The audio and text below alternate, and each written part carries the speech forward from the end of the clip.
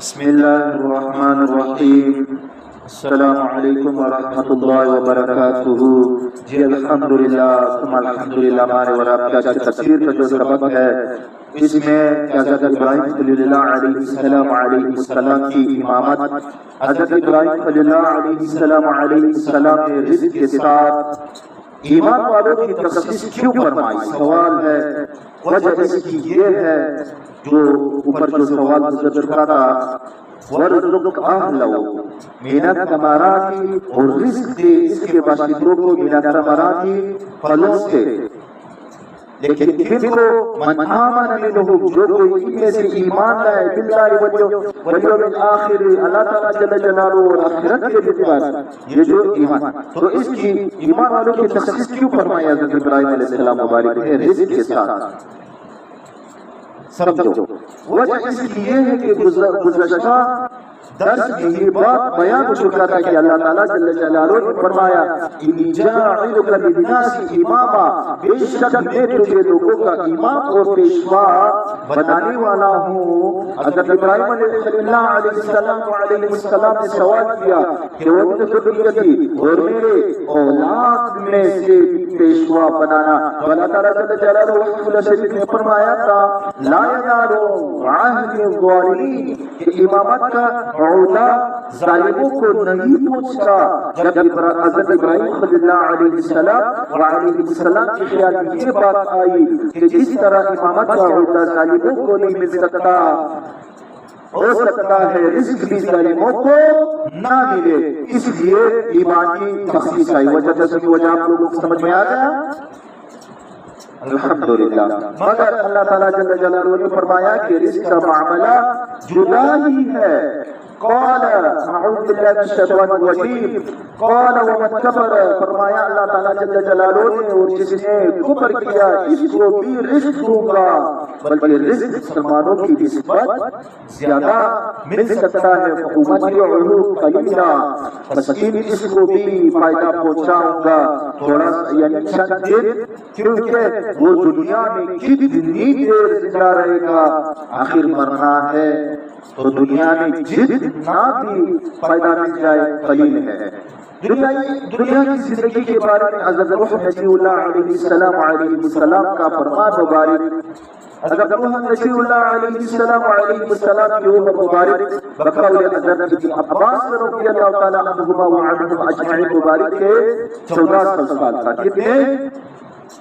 950 سال. تو قوم کی تبلیغ کی نبوت ملنے سے پہلے بھی کچھ عمر تھی، اور طوفان نوح کے بعد بھی کئی سو سال تک زندہ رہے. جب وفات کا وقت آیا تو کسی نے پوچھا حضرت آپ دنیا میں بڑی دیر رہے ہو، دیر رہے ہیں، دنیا کو کس طرح دیکھا؟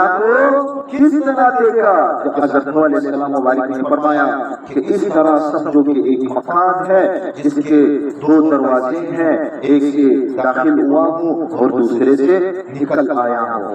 1400 سال کی عمر کو انہوں نے کس طرح معمولی سمجھا، مگر اس بات کو اس کو بہت کچھ سمجھتے ہیں اور کہتے ہیں کہ موت میں ابھی بڑی دیر ہے. شیطان کی بہت بڑی دھوکہ ہے، یاد رکھو. غفلت کے پردے پڑے ہوئے ہیں، نہ نیکی کی طرف دھیان ہے اور نہ توبہ کی طرف. حالانکہ دنیا کی زندگی بہت قلیل ہے. تو فرمایا کہ کافروں کو تھوڑا سا فائدہ پہنچاؤں گا. صبح اضطروه الى عذاب النار، پھر میں اللہ تعالیٰ فرماتے ہیں پھر میں اس کو مجبور کر دوں گا دوزخ کے عذاب کی طرف. وبئس المصیر، وہ بہت برا ٹھکانہ ہے. اور یہ بات آپ حضرات کئی مرتبہ پڑھ چکے ہیں کہ نہ جنت دور ہے اور نہ دوزخ. بس آنکھیں بند ہونے کی دیر ہے. دفن ہونے سے پہلے فرشتے بھی نظر آنے لگ جائیں گے اور جنت اور دوزخ بھی نظر آئے گی. آگے اللہ تعالیٰ جل جلالہ بیت اللہ کی تعمیر کا ذکر فرماتے ہیں. فرمایا وَإِذْ يَرْفَعُ إِبْرَاهِيمُ الْقَوَاعِدَ مِنَ الْبَيْتِ، اور جب اٹھا رہے تھے حضرت ابراہیم خلیل اللہ علیہ السلام بیت اللہ کی دیواریں و اسماعیل ذبیح اللہ علیہ السلام بھی اینٹ یا پتھر رکھ کر اس کے اوپر گارا یا سیمنٹ لگا کر اوپر دوسری اینٹ یا پتھر جوڑا جاتا ہے اور دیوار بلند ہو جاتی ہے، جس کو قاعدہ کہتے ہیں، جس کو ہم لوگ ردے سے تعبیر کرتے ہیں۔ تو جس وقت حضرت ابراہیم خلیل اللہ علیہ السلام ردے لگا کر بیت اللہ کی دیواروں کو اٹھا رہے تھے اور حضرت اسماعیل ذبیح اللہ علیہ السلام انہیں گارا یا پتھر دے رہے تھے، اس وقت دونوں نے دعا کی، کیا دعا کی؟ ربنا تقبل منا، اے ہمارے پروردگار قبول فرما اب ہم سے اس خدمت کو۔ ابھی کعبہ کا کیا معنی ہے؟ کعبہ کا معنی بھی میں بتا رہا ہوں۔ المکان، کعبہ کا معنی توجہ سے، کعبہ کا کیا معنی ہے؟ کعبہ کا معنی یہ ہے، کعبہ کا معنی المکان المرتفع المربع، چار کونے والی اور اونچی جگہ۔ حضرت نوح نبی اللہ علیہ السلام کے طوفان کے بعد اس کا نشان مٹ گیا تھا۔ حضرت ابراہیم علیہ السلام نے لکیر کھینچ کر بتایا کہ یہ جگہ کعبۃ اللہ کی ہے۔ کعبۃ اللہ 44 مربع فٹ ہے، یعنی ہر طرف سے 44 فٹ ہے اور 50 فٹ بلند ہے۔ مفسرین کرام فرماتے رحمۃ اللہ علیہ فرماتے ہیں کہ حضرت ابراہیم خلیل اللہ علیہ السلام اور حضرت اسماعیل ذبیح اللہ علیہ السلام نے کعبۃ اللہ کی تعمیر یکم ذوالقعدہ کو شروع فرمائی اور 25 ذوالقعدہ کو مکمل کر دی۔ سبحان اللہ۔ حضرت ابراہیم خلیل اللہ علیہ السلام نے راج مستری کا کام کیا اور حضرت اسماعیل ذبیح اللہ علیہ السلام نے مزدور کا قریبی پہاڑ سے پتھر لا کے دیتے تھے اور حضرت ابراہیم خلیل اللہ علیہ السلام جوڑتے تھے۔ اب کعبۃ اللہ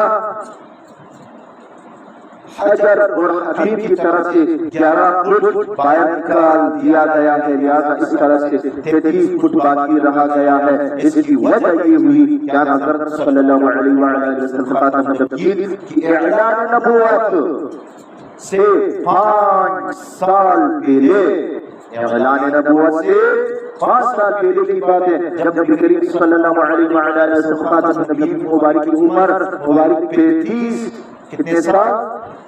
35 سال تھی۔ کعبۃ اللہ کو کچھ نقصان پہنچا تو اس دور کے زمانے کے دور کے لوگوں نے کعبۃ اللہ کو شہید کر کے دوبارہ تعمیر کرنے کا پروگرام بنایا۔ بیت اللہ کی دوبارہ تعمیر وہب بن عابد مخزومی جو اس وقت کعبۃ اللہ کے متولی تھے نے اعلان کیا کہ اب چندہ دو مگر اب چوری، رشوت، سود اور کسی قسم کی حرام کمائی نہیں لیں گے، کیونکہ اللہ تعالیٰ جل جلالہ کا گھر بنانا ہے۔ چنانچہ اتنی رقم اکٹھی نہ ہو سکی کہ مکمل عمارت تعمیر ہو سکی، اس لیے اتنا حصہ چھوڑ دیا گیا اور رب تعالیٰ کی حکمتیں بھی باقی بھی ہوتی ہے۔ بظاہر یہ حکمت معلوم ہوتی ہے کہ ہر آدمی کا جی چاہتا ہے کہ میں کعبۃ اللہ کے اندر داخل ہوں، مگر ہر آدمی کے لیے دروازہ خود کھولتا ہے۔ اللہ تعالیٰ وحدہ لا شریک جل جلالہ نے کمزوروں کے لیے وہ حصہ باہر نکلوا دیا کہ کمزور بھی کعبۃ اللہ کے اندر داخل ہو سکے اور ان لوگوں کی آرزو بھی پوری ہو جائے۔ اور یاد رکھنا، جس شخص نے حجر اور حبیب میں نماز پڑھی، جس نے کعبۃ اللہ کے اندر نماز پڑھی، انک انت السمیع العلیم، بے شک تو ہی سننے والا ہے۔ ربنا واجعل مسلمین لک، بنا دے ہم دونوں کو فرمانبردار اپنا، ہم نے ذریتنا اور ہماری اولاد سے بھی امت مسلمۃ لک، ایک امت جو فرمانبردار ہو تیری۔ اس دعا کے نتیجے میں ہمارا نام مسلمان ہو گیا۔ الحمدللہ ثم الحمدللہ۔ قرآن کریم میں آتا ہے هو سماكم المسلمين ابراہیم خلیل اللہ علیہ السلام نے ہی تمہارا نام مسلمان روایا ہے سورۃ الحج وارنا مناسکنا اور دکھا اب کو ہمارے احکام یعنی ہمیں حج کے احکام بتا دے کہ اب کہاں ٹھہرنا ہے اور کیا کرنا ہے وتب علینا اور ہمارے اوپر رجوع فرما انک انت التواب الرحیم بے شک تو ہی رجوع فرمانے والا ہے ربنا اے ہمارے رب وبعث فیہم رسولا منہم اور بھیج انہیں ایک رسول انہی میں سے چونکہ حضرت ابراہیم خلیل اللہ علیہ السلام اور حضرت اسماعیل ذبیح اللہ علیہ السلام دونوں نے مل کر دعا کی تھی اس لیے آنا حضرت صلی اللہ علیہ وآلہ وسلم خاتم النبیین دونوں کی نسل سے ہیں اور آپ صلی اللہ علیہ وآلہ وسلم خاتم النبیین کے علاوہ دونوں کی نسل سے اور کوئی نہیں ہے جی الحمدللہ ثم الحمدللہ ہمارے مراد آج کا تفسیر کا جو سبق ہے وہ اختتام مزید پہ پہنچ گیا ہے انشاءاللہ کل سے بقیہ سبق کا آغاز کریں گے جس بھائی کو جہاں بھی سوال پیش ہوا ہو وہ پوچھ سکتے ہیں وآخر دعوانا ان الحمدللہ رب العالمین